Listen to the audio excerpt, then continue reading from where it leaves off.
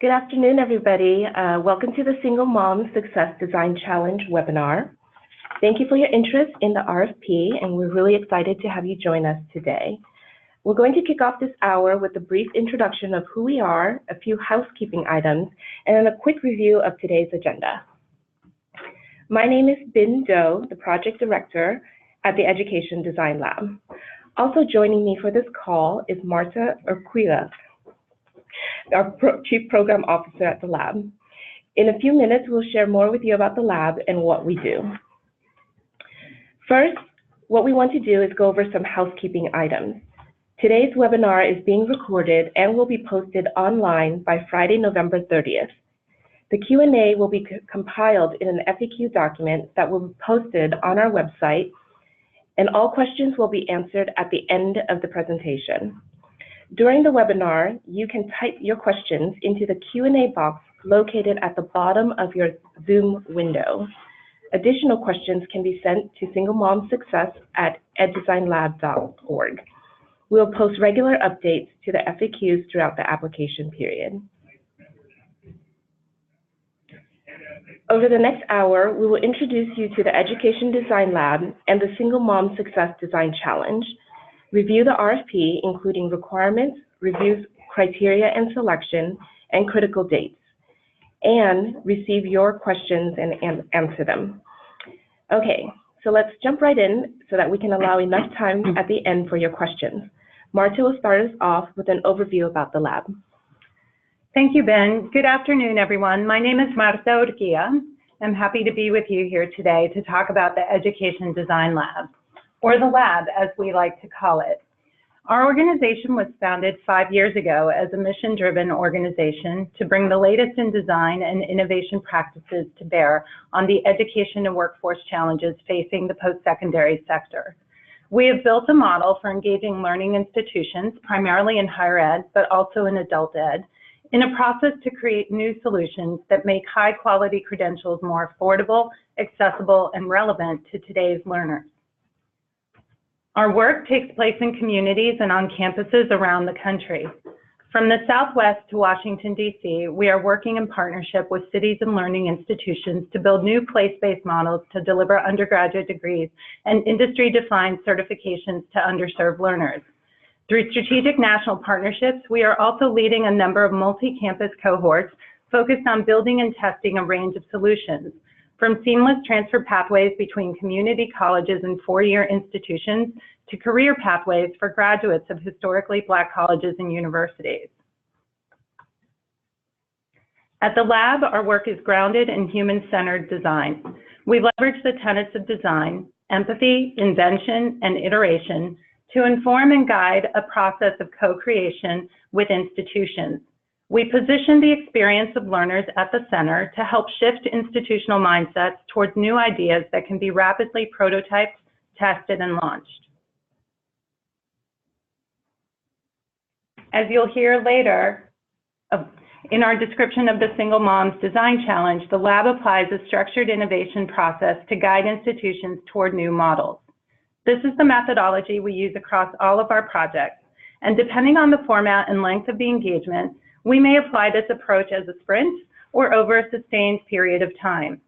Schools that participate in this design challenge will move over these 4 phases that you see here: understand, ideate, prototype, and launch over the course of the first 2 years of the project. Now, before we move on, we want to remind you how to submit your questions. We will be addressing your questions about the design challenge at the end of the presentation. As you think of questions, please post them in the Q&A box at the bottom of your screen. We will collect the questions throughout the webinar. All questions and responses will be posted to our website. Now, Ben will lead you through an overview of the design challenge. Thank you, Marta. In 2016, the Institute for Women's Policy Research found that 2.1 million single mothers were enrolled in post-secondary education. This makes up roughly 10% of the entire post-secondary population. But we know that there are significant challenges that this student population faces. Many single mother learners are low income, work significant hours during the week, and end up dropping out of college due to dependent care obligations. Studies also show that less than 30% of single mothers who entered college earned a degree or credential within 6 years. This means that over 70% of single mothers who have sought education as a way to improve their life circumstances have no credential to show for that effort and are often saddled with additional debt. We know that many of you are here with us today recognize this opportunity space and know that these learners are women who, despite many of the logistical and personal obstacles, have courageously stepped up to take on additional responsibilities to improve life circumstances for themselves and their children. However, despite their significant presence in the post-secondary sector, there's a lot to be done to help increase access and attainment for these critical learners.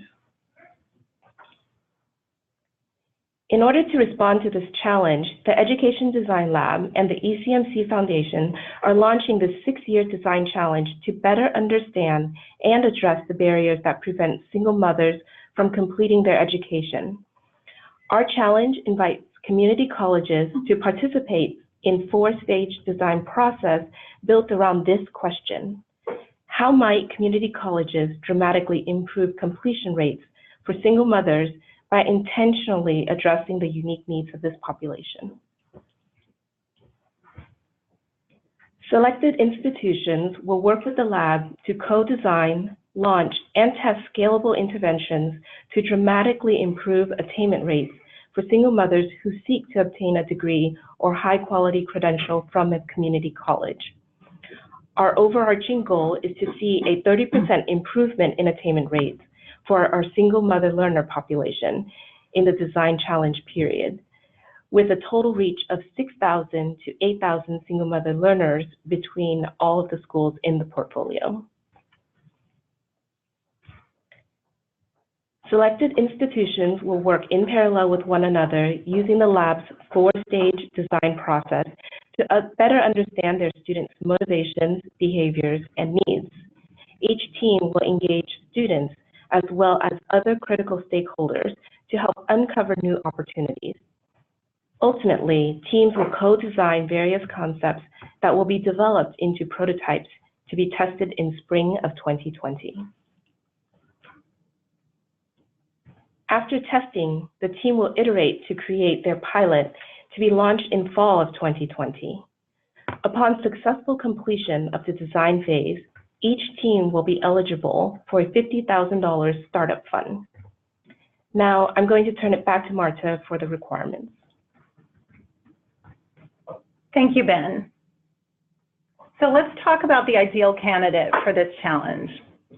First and foremost, the candidate will be a regionally accredited public community college committed to improving education outcomes for single mother learners. Beyond that, prospective candidates will demonstrate a willingness to deliver an initiative that can maximize the opportunity to serve a significant number of single mother learners over a 4-year pilot. They will demonstrate a commitment to and a track record of using data and evaluation as tools for performance and program management. They will demonstrate a track record of achieving specific measurable outcomes related to student success initiatives. They will be able to provide examples of programs that have been scaled across or beyond their campus. And finally, they will have evidence of fostering strong community relationships. We expect that the selected institutions will actively work toward achievement of the stated impact goals. Selected schools will commit to improve attainment rates of degrees or high-quality credentials by 30% by the year 2024, with an overall portfolio target of 6,000 to 8,000 single mother learners. To achieve this, we expect that each institution will commit a cross-functional campus team championed by school leadership at the president's level throughout the life cycle of the project. We are looking for sustained hands-on participation throughout the 2-year design period. This includes active participation and engagement in design sessions held on-site, off-site, and virtually. In addition, institutions will be required to produce work in between sessions. Institutions must be willing to actively contribute to the Single Mom Success learning community. Each institution will designate points of contact and additional support staff. And the community of practice will operate as a forum that can include anything from presentations, webinars, publications, or blogs that will help promote an exchange of learning and ideas among the cohort, but also to be able to disseminate and share our learnings more broadly beyond the project. And now Ben will begin to walk us through the review criteria and selection. For this design challenge, we are seeking institutions that are deeply committed to identifying new transformative solutions for single mother learners, have demonstrated capacity and proven track record to generate confidence that they would successfully execute on the design question, and, as noted previously, have the full express commitment of senior leadership to this initiative. The review criteria for the application is divided into the 3 categories that you see on screen. Marta will now go over the first category, overall mission and vision alignment. Thank you, Ben. In this first category, we are looking for a clear description of how your institution's vision and mission supports single mother learners seeking to obtain a degree or high-quality credential.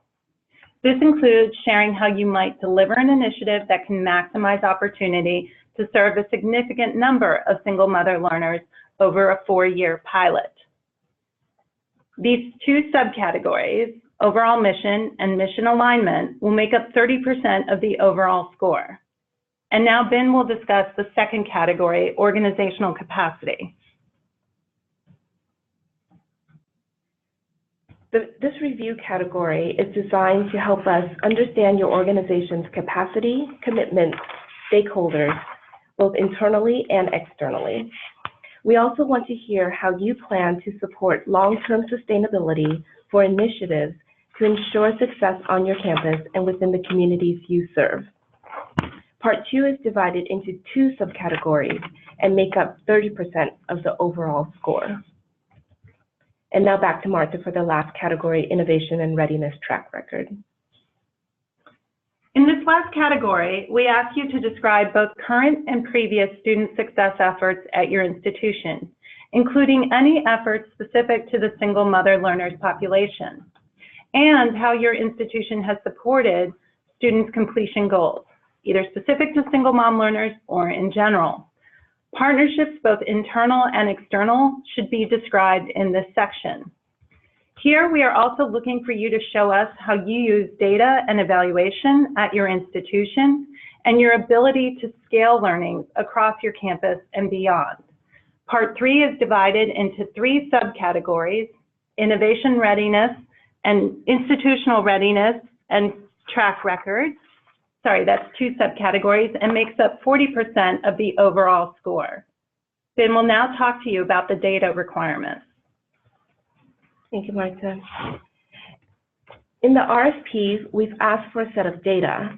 The goal for the data is not to benchmark applicants against one another, but rather for us to better understand the story and context of the single mother population on your campus. We are requesting this data to be provided to us in an Excel format to be attached with your application at the time of submission. If there are additional data points that you would like to share with us to help understand why this opportunity will help your institution serve single mother learners, please include them along with your application and data submission, and include a brief explanation as to why. And now we'll be going through some critical dates and challenge milestones. The schedule that you see on screen is available in your RFP. However, we want to call out 2 important items here. First, the final day to submit the application is going to be Friday, December 21st at 11:59 p.m. Pacific Standard Time. I apologize, it says EDT on the slide, but it is Pacific Standard Time. The other date that we want to call out is that interviews will begin mid-January. We are aiming to conduct all interviews in the 2-week window between January 14th and January 25th. We know that since this is the start of a new term, it may be challenging, so we are asking that you hold some time now on your calendars The project sponsor and college president will be invited to participate during this interview. After interviews are completed, the lab team will make our final selection and announce the selected finalists by early February. And finally, what you see here on screen is the trajectory for the first 2 years. As we described earlier, this will be a structured design process that selected institutions will go through with a goal of getting to a successful pilot. The challenge will start immediately in February 2019 with kickoff and onboarding activities. We then move to the design phase with 2 on-site sessions and a national convening. Next fall, we will hold a virtual session to select prototypes for testing in spring of 2020. The following summer, we will hold our second national convening to share out learnings and prepare for pilots for a full launch in fall of 2020.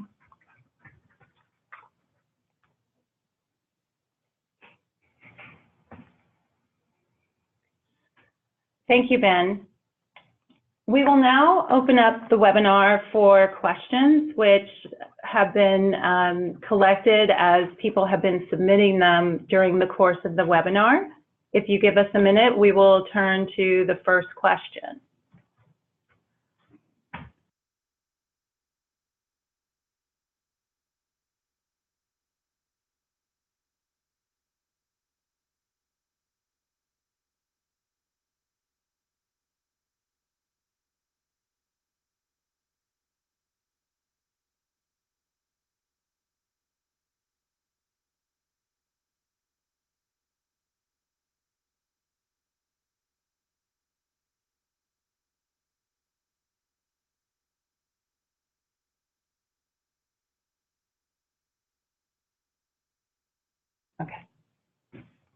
Okay, so the first question we received is the following. Are single fathers or grandparents who serve as primary guardians eligible for this design challenge? Thank you for this question. This is one that we've been receiving a lot already.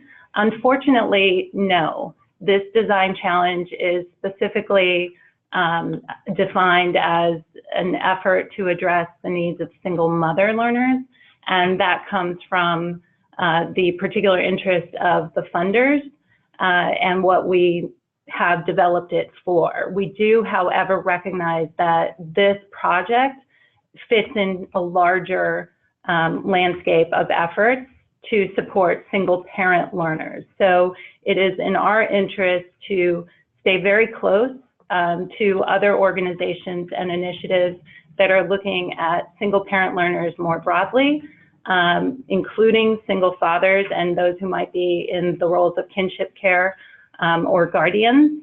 However, the specific focus of this design challenge for 4 community colleges is framed as an effort focused on single mother learners.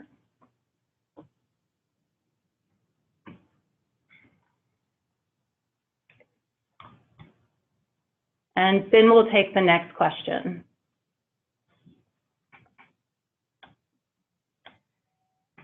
So our next question is, does socioeconomic status refer to household income? So here, household income is one of the factors that contributes to a socioeconomic status. Other factors that we are looking at include family education, occupation, race, first generation, etc. I think this question is referring to the data set that we are asking for. And again, as part of this data set, we're asking you to help us understand the context of your institution and help tell the story of single mother learners at your institution. So please feel free to provide us with the socioeconomic data that you believe will help best tell the narrative and tell the story of these student population on your campus.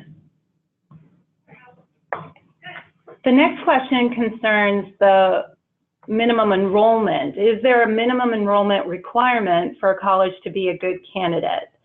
You know, we're not taking that approach to how we will select schools. We do have an overall stated impact goal for the portfolio as a whole to reach 6,000 to 8,000 single mother learners. However, we don't expect that number to be evenly divided across 4 schools. So it may be that we have a mix of school sizes and enrollment levels within the portfolio. We do want you to provide in your application the assurances that you can help reach a significant number of single mother learners. Clearly, the number matters, but it's not the only piece that matters to us. Again, if you think back to the categories that we are using for review, there's a lot that we're looking at with respect to institutional capacity, history of transformative efforts, sustainability, etc. So this is an important piece to address, and we want you to be as honest and as realistic. But we don't expect each school in the portfolio to evenly hit the right, the 25% of the total target goal. Okay. So our next question, we have from an institution. Our current programs are not designed specifically for the single mothers population, but tend to serve student parents, and these students are almost 100% female. In addition, many of our programs don't collect data on whether they are single moms. Would these type of programs be included as current programs, as a current program designed for single mothers population? So for this particular one, what we do want to do is get the most accurate picture of any current initiative or programs on your campus that serve single mother students.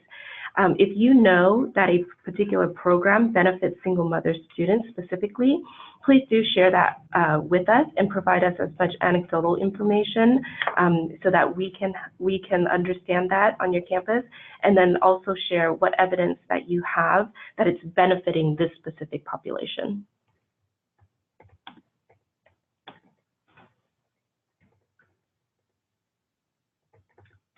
Okay, the next question is in regard to the startup fund. So as we mentioned earlier in the webinar, at the end of the design phase, each of the schools that successfully completes that portion of the project will be eligible for a $50,000 startup fund. Now, there will be some restrictions in terms of how this can be used, but that will be based mostly on the plans that we devise together, and we will work through that in the design phase. We're going to work with the teams to define that. We recognize that this is not a large amount of funding. It is intended to be startup funding to support each institution in the launch and implementation of the 4-year pilot. So this will be a piece to incorporate in the planning over the 2 years as you're building toward that. And we're not going to prescribe how schools will use the 50K. We're just going to guide you towards the model for the pilot that you will launch, and support you in building the right budget and approach to thinking about how you leverage the fund to do that. And Marta, if I can add to that, so the $50,000 is a one-time gift that we will provide for the successful institutions. One of the things to keep in mind with this particular project is that we are looking at scalability and longevity, which means that in the way that you are using the funds, we would want you to think about how this may be scalable as you continue to provide these services, so that it is not limiting to a single cohort of students or a single subset of students due to the limited funding.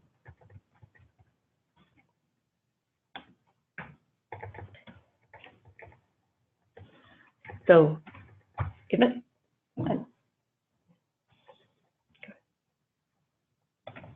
let's see.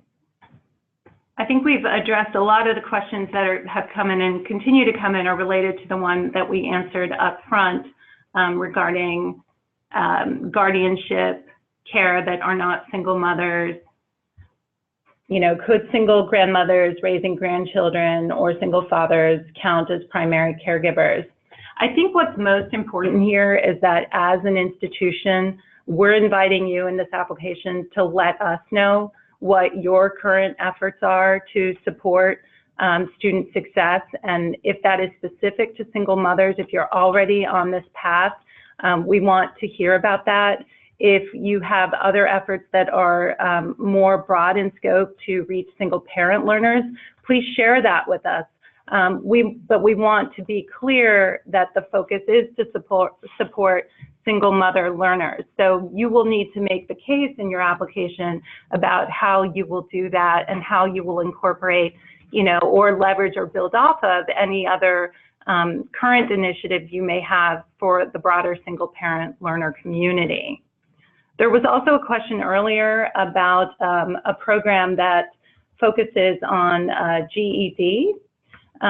So one of our programs serves GED students. Can they be included in the cohort?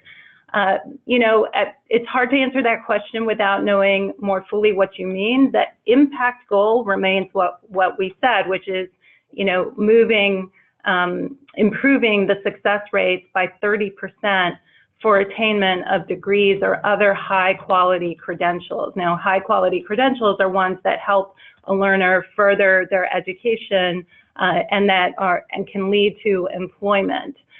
There might be a scenario where there's a school that's working downstream to bring learners along from GED into a community college, and you can make the case for that. But I don't think GED alone, as where the effort ends, meets the requirements of this project.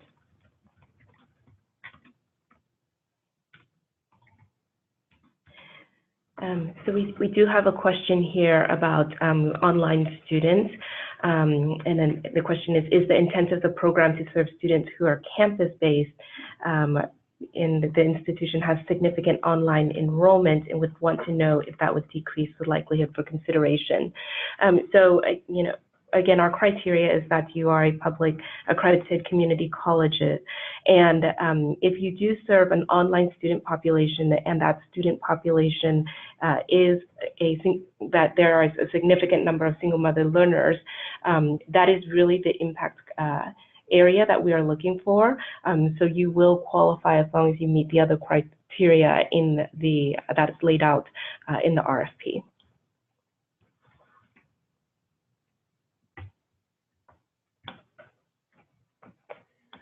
There's another question regarding the suggested number of individuals to be a part of the cross-functional working group for each college.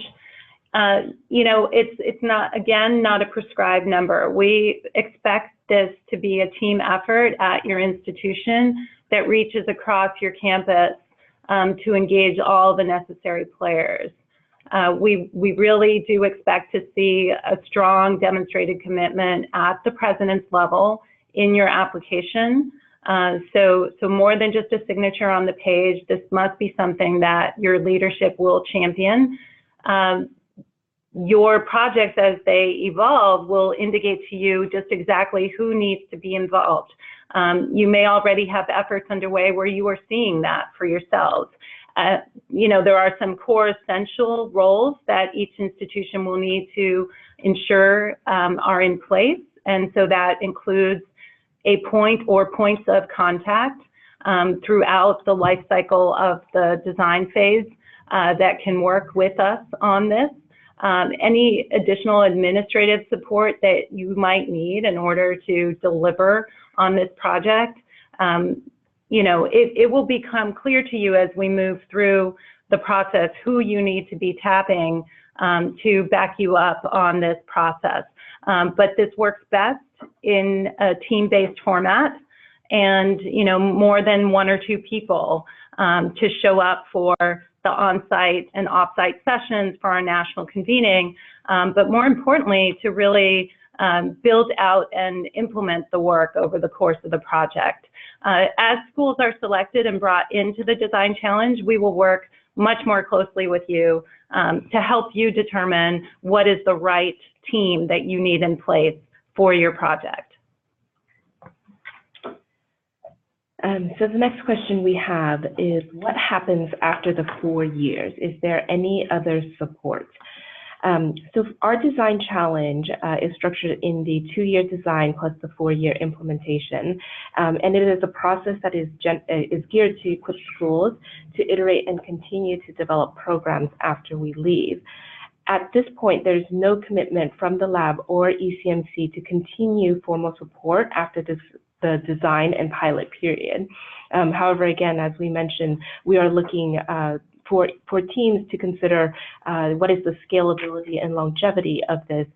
So thinking through how do you operationalize pilots will be part of the design process.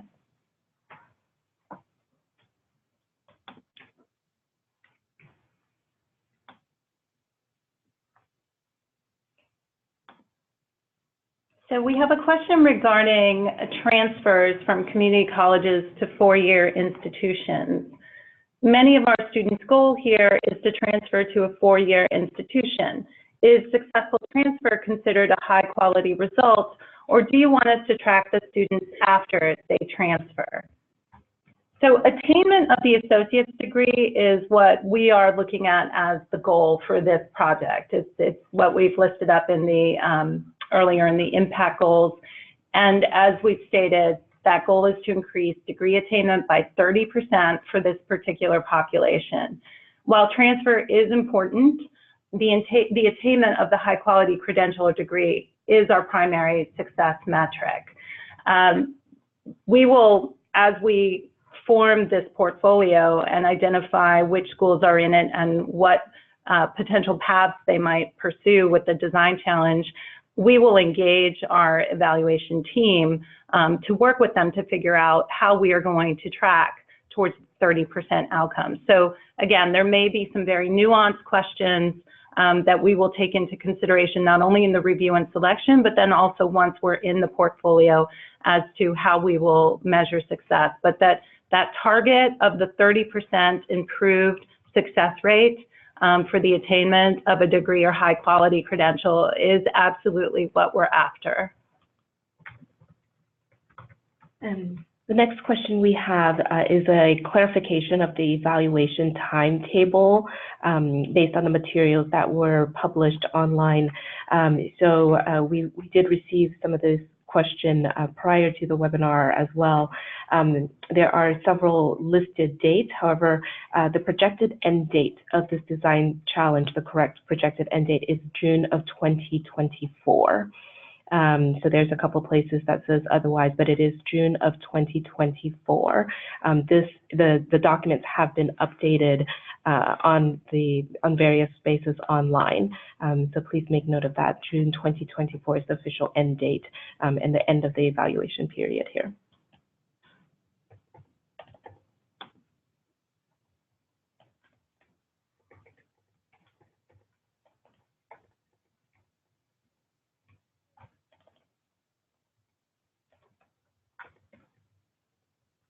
Sorry, we're just trying to catch up with all the questions. Thank you for holding with us here.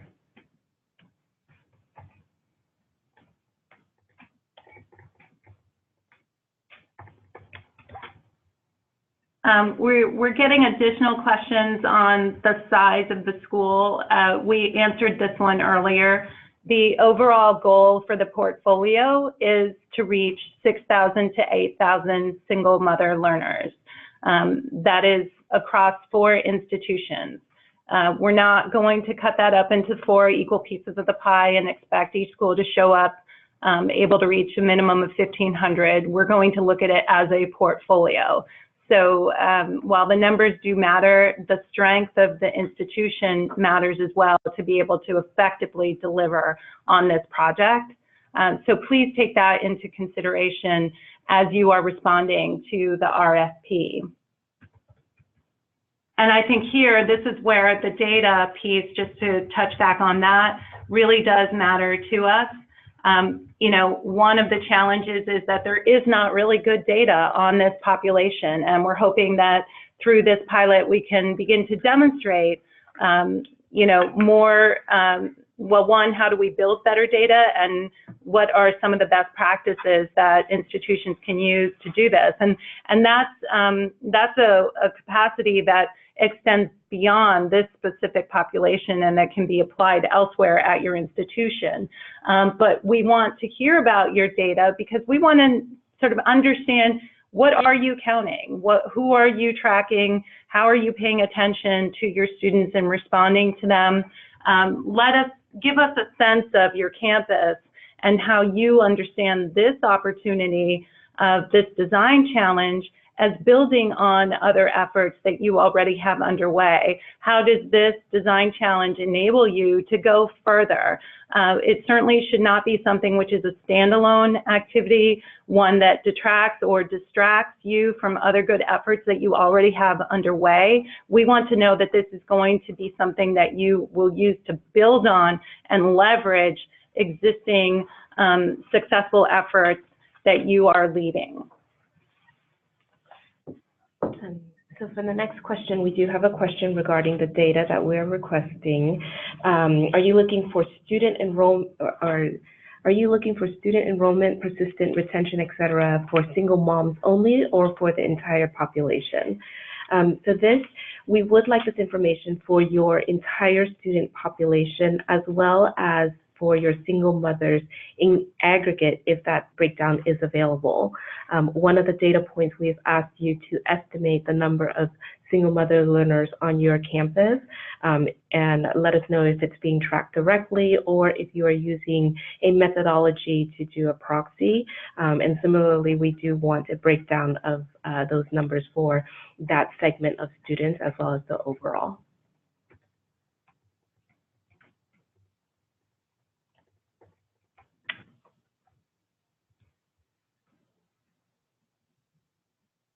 We are also receiving some questions around eligible students for this initiative. And we don't have any restrictions that we are going to convey to you as institutions about that.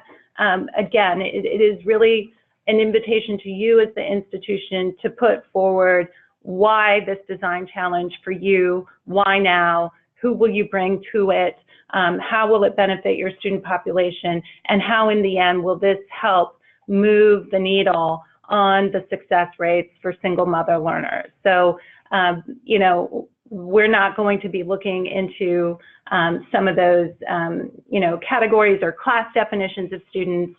That it's really more broadly, you tell us why you are interested in applying to this and respond to the RFP to make the case for your institution as a test bed for a demonstration of how to best support the success of single mother learners. So we have a question here. Can system level proposals be submitted for a multiple college approach? At this time, we actually are focusing on the application at the institutional level. And this is because we've been funded to provide support for 4 institutions. So keep that in mind as you submit.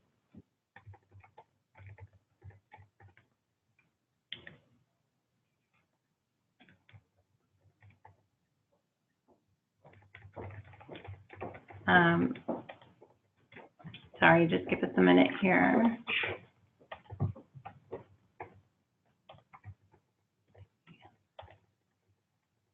We have a question regarding institutional status and eligibility to apply. We are an open access associate degree granting branch campus of a 4-year research institution. Do we meet your definition of a community college? So again, as we stated earlier, and as is published in the RFP, this is a design challenge opportunity that is open to 2-year accredited public community colleges. If selected, do we have to pay the lab for any of the services you will provide to help get us through the pilot?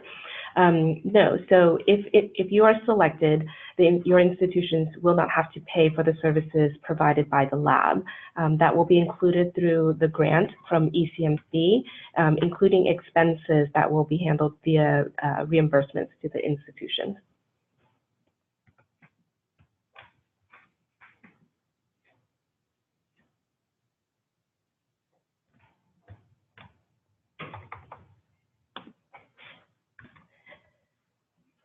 It looks like we also have a question up here. Will there be a separate RFQ process released for the evaluation, and when will that evaluation period start? So yes, there will be a separate process for us to identify an evaluator for this particular design challenge. That should be coming up within the next couple weeks, and we will release that publicly. So if you are on the Innovator Network, that would be the safest place. It is our email that you likely either saw this particular announcement or can have access via our website. But the Innovator Network will be the first place that we post the information regarding the evaluation, and the evaluators will be brought in at the beginning of the design challenge to work with the team through the design year. Okay, we have a question here. Can you provide more information about the professional development that the Education Design Lab would provide to grantees if selected? Who would lead the training? So this design challenge will be structured very similar to our existing design challenges that we already conduct here at the lab, which we mentioned briefly at the beginning of the webinar. By being chosen to participate in this design challenge, you will be one of 4 institutions who will participate in a 2-year design process that the lab will lead. And to support you through that, the lab will make available 2 dedicated design professionals. Now, these will be shared across the 4 teams. They will be working very closely with the institutions throughout the life cycle of the project. They will be available over phone call check-ins every 2 weeks. They will do on-site visits to lead design sessions at your institution. They will lead and facilitate the national convenings. They will provide ad hoc support and guidance in between the formal sessions where we engage you. So that is the backbone that the lab will make available to each institution over the course of the project. Now, in addition, when we bring you together for convening design sessions, we will also make available other members of the lab's team. So we will draw across the expertise of our team, which is design thinking plus other areas of expertise in higher ed and innovation, policy, etc. We will also make available subject matter experts. So bringing others to the conversation to really push the group or the portfolio in its thinking and in its iteration of design and prototype ideas for their pilots. So experts who can come in and help kick the tires and push us all to go further with how we're imagining potential solutions or models. Those are the the staffing resources, if you will, that will be made available to the cohort. And I think, as we've mentioned earlier and is mentioned in the RFP, the travel expenses for those convenings that require you to leave your institution will be made available and covered by the lab.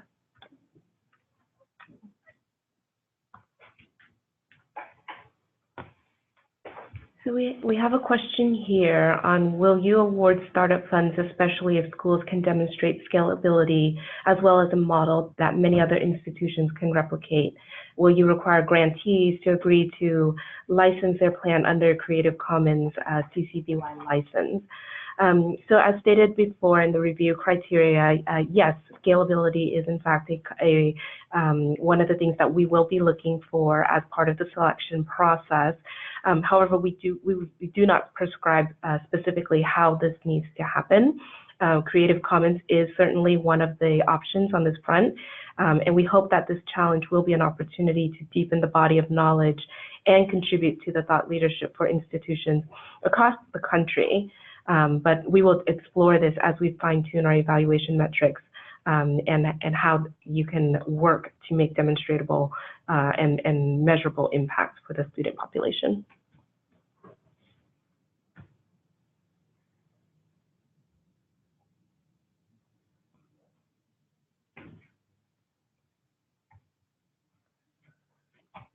So that looks like all of the questions that we've received so far.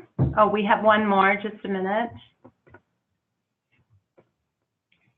And you're welcome to submit additional questions as we do still have time on the webinar.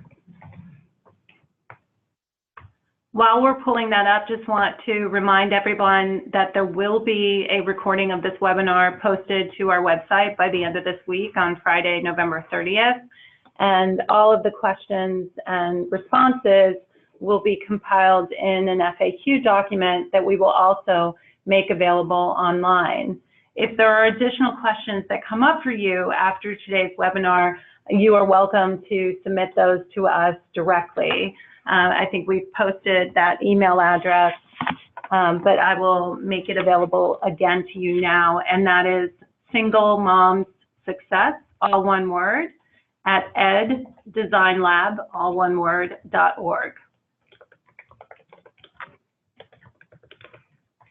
So we have a question. How much of the innovative three-stage process will we know about before submission? The four-stage, sorry. One of the easiest ways that you can look at this is that if you visit our website, eddesignlab.org, and look into our current design challenges, there is a seamless transfer pathway design challenge that was in operation and in the works last year. That particular page, there are a number of resources, including some videos that outline our design phases. It will give you a good overview of how a design challenge may play out over the course of the next couple years. You can also visit some of our other design challenge pages to look at that.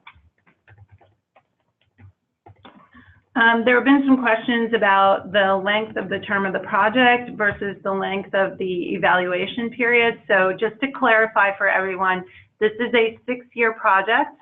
It begins with a 2-year design phase, at which point the teams will launch their pilots, and over the next 4 years, those pilots will be evaluated. So that is what we are looking at.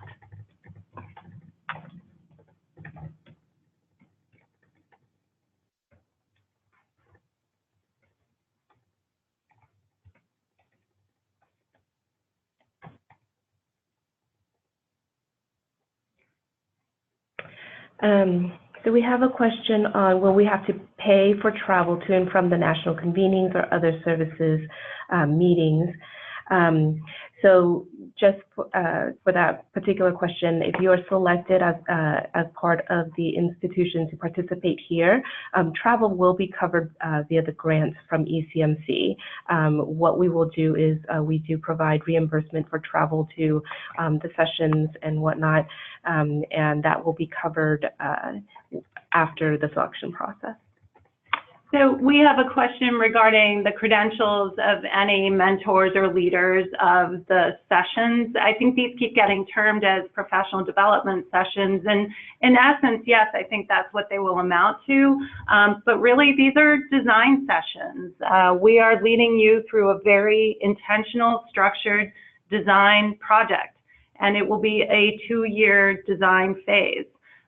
This is what we do. This is our expertise at the lab, and we're hoping that in leading you through this with a focus on single mother learners, you'll not only come away with new models for single mother learners, but also with a new and strengthened capacity for your institution around how to think about leveraging human-centered design to solve problems or address other challenges you might have beyond this. That said, we have a very deliberate commitment to diversity and inclusion here at the lab. Our team, our core team, is a diverse team itself. We're very cognizant of the environments that we are invited into for all of our engagements, and we recognize that it's not just subject matter expertise alone that counts, but also who we are bringing into the conversation. So certainly you can expect to see a range of experiences between who shows up in your education designers, but also who comes to the national convenings, who those subject matter experts are.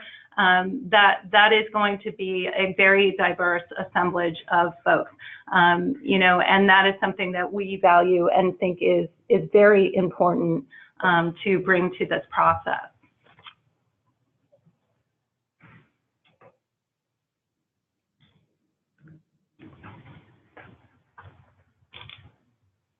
So I think we may be at all our questions at this point. And again, we just want to thank everyone for your time today, and just remind you that, you know, we will make all of this available to you. We understand that your questions, you know, will continue to come up as you're working through the application and responding to the very specific prompts within the RFP. And we invite you to identify for us any additional questions that you have, and we will incorporate those in the FAQ, which we intend to update on a regular basis throughout the application period, which closes on December 21st. All right. So again, thank you everybody for taking the time to sit in with us this afternoon and learning more about the Single Mom Success Design Challenge. We truly are excited about this challenge and are looking forward to reviewing your RFP. So if we don't have anything else,